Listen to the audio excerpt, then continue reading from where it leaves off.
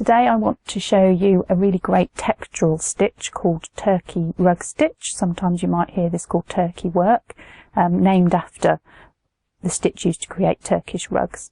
So I'm going to show you this stitch on one of my kits, and this is my little bee kit here. I'll show you how to work it on this. Okay, so this is what the stitch looks like close up. You can see there, I just lift it with a needle, the pile of the stitch, and that creates this beautiful 3D technique. So I'm going to show you how to work a single stitch first and then how to put the stitches together. I'm using here 2 strands of a stranded cotton. You can use whatever thread you like for this stitch, and different stitches will create different effects. So this is 2 strands of stranded cotton, and it's the only stitch that I know where you don't have to put a starting knot and 2 starting stitches in. We're actually going to start from the top with that tail end of thread. So I'm going to work this row first, and I'm going to work up the shape. You'll see why that is shortly. So I'm going to start right down here, right on the bottom. Now the stitch consists of 3 parts, a middle, a left and a right. So we're actually going to take the needle down from the top in what will be the middle of the stitch. And I'm going to leave a little tail, and that will become part of the pile of the stitch. So that's the middle. I'm just going to hold that down with my finger. I'm going to come up to the left of it, and I actually make a loop around the top, clockwise direction, and go down to the right of that centre mark. Now don't pull that loop all the way through, because I'm going to come back up in the middle now to finish the stitch, and then you can pull the thread tight, and that pulls the loop tight. What that gives you is a little tail end with a stitch over the top, and then you can cut your thread off, and that gives you your first stitch. So let's work a second one. Now I'm going to work up the shape, and I'm going to come over to my design line here and work across here like so. So again, no starting knot, just going to start straight from the top. This will be the middle of the stitch, so don't go right to the very edge. Hold that thread down to create your pile. Up to the left, clockwise loop around the top, down to the right of the centre. Don't pull the loop all the way through until you've been back up in the middle. You should always start and finish on the top for this. If you end up underneath, something's gone wrong somewhere. Okay, so let's just pause that there for a moment and take a closer look at that stitch.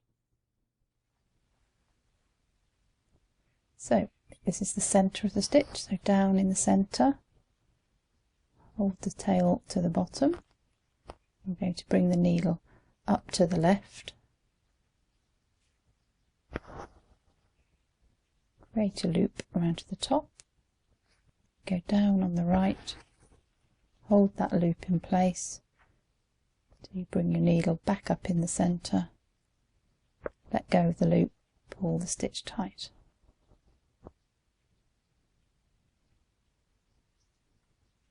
Down in the middle,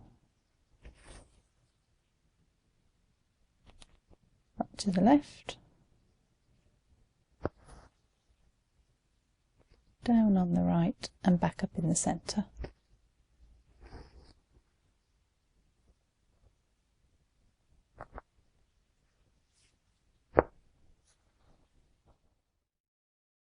And then you can cut. See that pile starting to form already. So now I'm going to work the next stitch next to that first one. Leave a little space because I'm going to start in the middle. So there's the middle pile. Up to the left, which will now be the end of that previous stitch. Down to the right, making your loop. Don't pull your loop all the way through until you've come back up in the middle. Notice the loop's that side and the needle's that side, so that that loop then catches that thread down. One more to take me to the other side, so down in the middle, hold your thread down, up to the left, clockwise loop, down to the right, that's right on my design line now. Don't pull that loop all the way through until you've just come back up in the middle. Pull it tight and that will hold that thread in place. So there's 2 rows. What we can do now is join these stitches together. So you'll notice I'm always going back to the left and working to the right. Always keep going the same way. You can go right to left if you want, but it's easier to go left to right.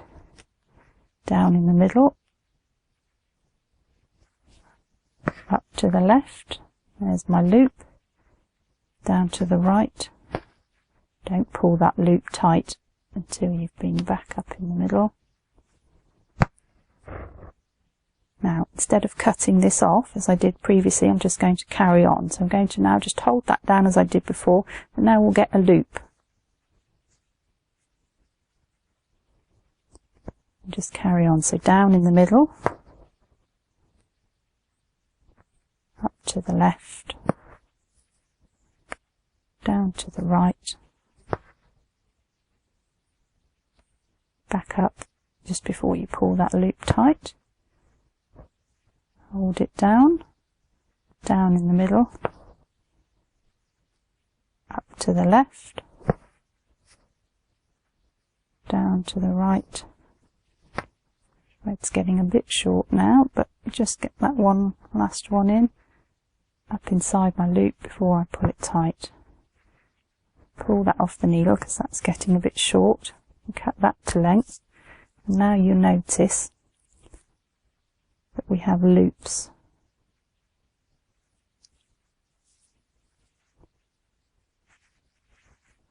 Loops instead of ends, and we're just going to cut through those. You can just put your scissors in the loop, pull it up, cut through it, scissors in the loop, cut through it, cut each one separately. You can see the pile starting to form.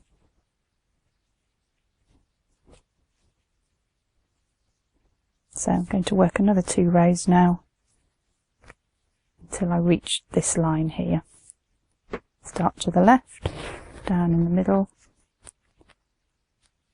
up to the left, make your loop, down to the right, back up in the middle, pull your loop tight.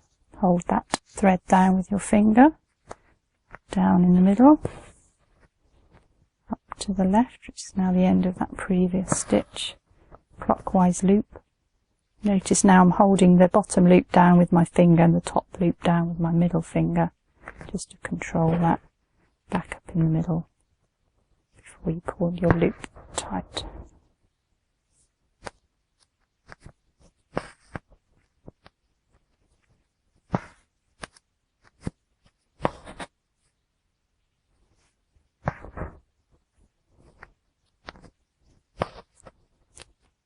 You can also see now why I'm working at the bottom and working my way up the shape. It's easy to work a row on top. If I have to go the other way and I have to work underneath the pile, it's very difficult to control. So your pile sits down, work on top of it each time, and you won't be fighting with your pile. At the end of the row, so I'm just going to cut that off. You can keep, I've only got a little bit of thread there, but you can keep using it until you run out. It's very easy just to carry on with your thread. Use quite short lengths and get into a rhythm. Just remember, you should always start and finish on the top, so if you lose where you are, work individual stitches and cut them off, and then you can see where you are in the process. Right, a bit short now, so I'm just going to cut that off there and thread another thread up. Just carry on.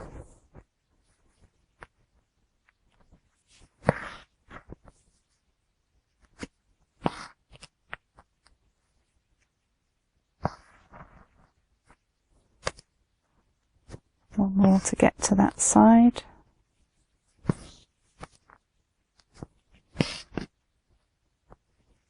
There we go, cut that off. Now you'll notice with my shape I've actually reached the line in the middle, but I've got a bit more space at either side. So all I'm going to do is just fill in those spaces. This is great because you can just work the stitches individually.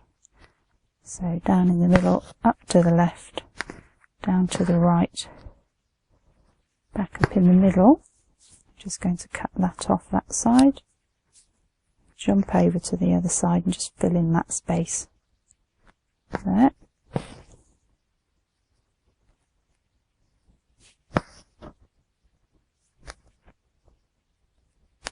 And to the right, up in the middle, go the loop, pull it tight, and that's my first colour completed.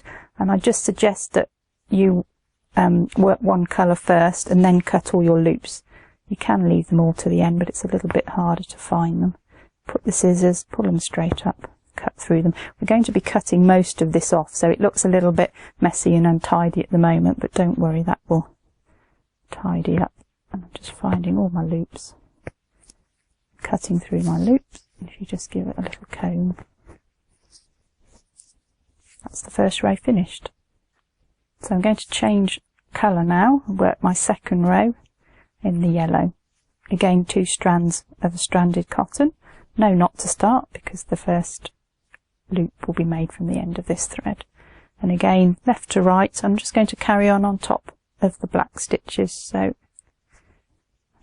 right over to the left, there's my first tail, and then repeat just as before, up to the left, down to the right, leave my loop, back up in the middle, make sure all my threads are below that loop there, like so, pull it tight. You should be able to see now with the effect of the yellow on the black these loops if I make a continuous row. So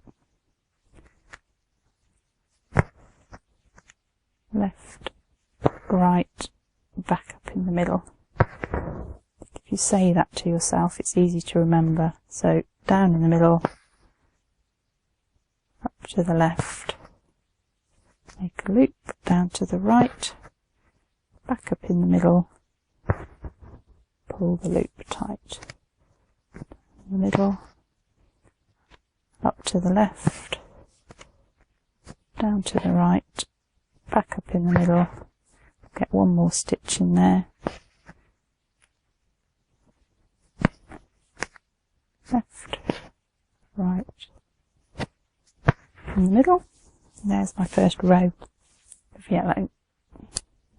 Now you can clearly see the loops where I've done a continuous row, so these ones should be easier to cut now. Scissors in, pull them tight.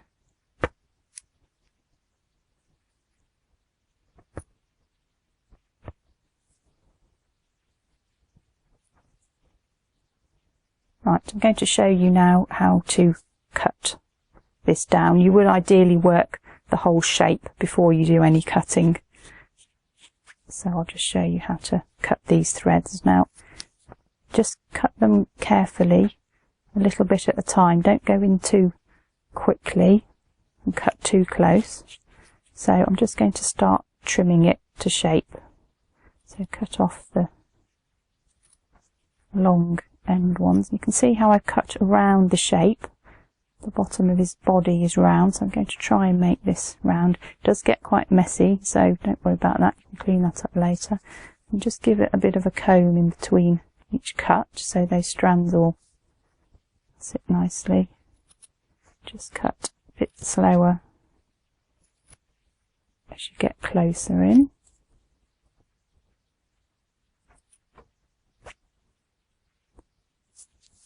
Just keep brushing it down. Put your scissors on top, just giving him a haircut. You can see how I'm shaping that.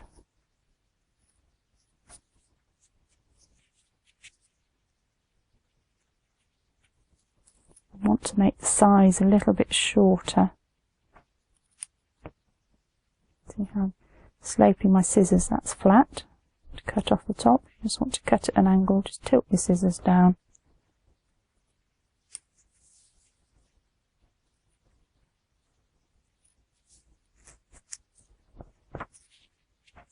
And you can just keep carefully cutting. There's a little stray one under there I've missed, so snip that one off. Just keep brushing it with the scissors closer and closer till you're happy with the length. Clean all that excess out of the way. And then once you've worked the whole of the body, this is what it looks like. Now if I just tilt that, you should be able to see how he's a bit longer on top here. And I've just cut down into a slope just to give him a bit of shape. And that's how to work turkey rug stitch. Okay, so now you've seen the stitch. If you want to have a go yourself, my bee kit here is a great place to start to give you some experience. It's an inexpensive kit. It's a simple design, a simple shape for you to fill in. You don't have to cut your knots too short. And the kit's available from my website. Just follow the link below.